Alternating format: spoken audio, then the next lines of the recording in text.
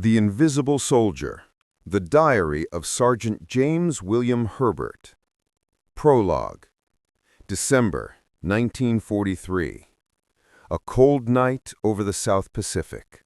A storm raged across the waves as the USS Helena swayed under the fury of the sea. Below deck, in a small, dimly lit cabin, someone was writing by candlelight. His name, Sergeant James William Herbert. The first line of his diary read, "If anyone ever finds this, know that I was alive, but no one saw me." That was the last time anyone heard from him. 1. The Call of War. The Young Man from New York. Upstate New York, the small town of Oswego. A frosty morning, November 1942. A young man stood by the train station, letter in hand, fire in his eyes. The letter was from the U.S. Army, a draft notice. The country had called. James William Herbert, 25 years old. His father, a World War I veteran. His mother, Margaret Herbert, a schoolteacher. His life had been filled with books, history, and dreams, until one morning the radio crackled with the words, "Pearl Harbor attacked by Japanese forces." Everything changed. "Mom," he said, "I'm going. I don't just want to watch history. I want to be part of it." 2. Training. From man to machine. Fort Benning, Georgia. James's boots first sank into the mud of that legendary base. He was assigned to the 1st Marine Division, trained for the Pacific operations. Training was brutal. Within 6 weeks, he had to learn how to running uphill with a 30-kilogram backpack, shooting in the rain, sleeping beside the dead, and above all, how to silence fear itself. One day, his instructor shouted, "You're not human anymore. You're a Marine. Your name doesn't matter. Your number does." His number, M4217. 3. The Shadows of Guadalcanal. Late 1942, the United States faced Japan for the first time on Guadalcanal Island. James was new, yet he was deployed to guard Henderson Field, the key airstrip. The night was thick with fog, the jungle buzzed with insects, and in the distance, the eerie cries of Japanese soldiers shouting, "Banzai!" James's squad, 14 men, held their position on the south perimeter. Then came the first gunfire. Private Robert, beside James, fell with a bullet to the head. James later wrote, "I wasn't afraid of blood. I was afraid of the sound, like death breathing down my neck." For 3 days they fought through rain, mud, and bullets. After 72 hours, the American flag rose above the smoke. They had won, but more than 100 had died. 4. Operation Silent Echo. Task 72B. In February 1943, James was chosen for a classified mission. Code name, Operation Silent Echo. Location, Bougainville Island. Objective, destroy a secret Japanese supply relay and intercept an unidentified invisible radio signal reportedly used by the enemy. James was team leader. His team, Michael, Wallace, Davis, Sam, and Corporal Henry. They set off at night in a small boat under the stars. No map, just a compass and faith. 2 days later, they reached a desolate shore cloaked in jungle, like a living nightmare. 5. The Ghost Station. In the jungle, they discovered a radio tower. Still running, still transmitting, but no one was there. No soldiers, no guards. The machinery was on, but the clock was frozen at 11:07.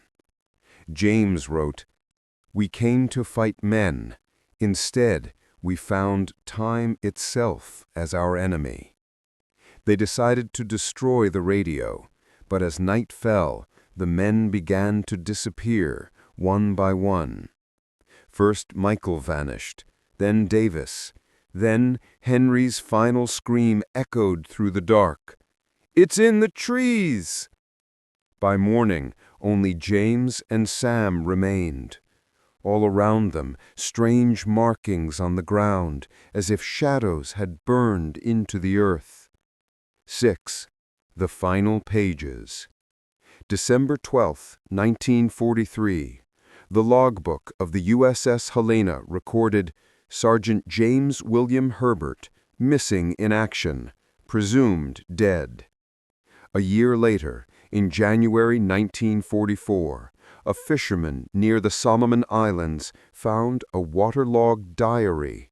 Its pages were stained with blood. The final entry read, "We destroyed the signal, but now it's inside my head. If anyone reads this, know that the real terror of war isn't the gunfire. It's the silence when even your own breath feels like the enemy." 7. The Strange American File. In 1971, the CIA declassified file number 47 C-1943, Operation Silent Echo. It revealed that the signal Herbert's team encountered was part of an experimental U.S. Navy and MIT project, a quantum communication system, capable of sending messages through time. If true, James had been hearing signals from the future. The report claimed his team suffered psychological breakdown, but others theorized they were the first victims of time communication feedback, where human perception collapses under the echo of its own future. 8. The Hero Lost in History. James William Herbert's body was never found, but in 1998, an American explorer discovered a rusted metal tag on Bougainville Island. It bore a faint engraving, M4217, still here.